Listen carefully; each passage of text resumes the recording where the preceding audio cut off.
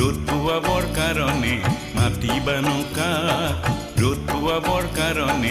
মাতিবা নৌকাক বলাই দেখোন আহিলেই ৰহদৈৰে ইয়াত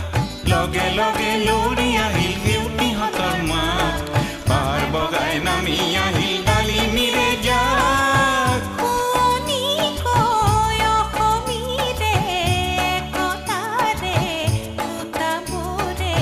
মহুৰাতে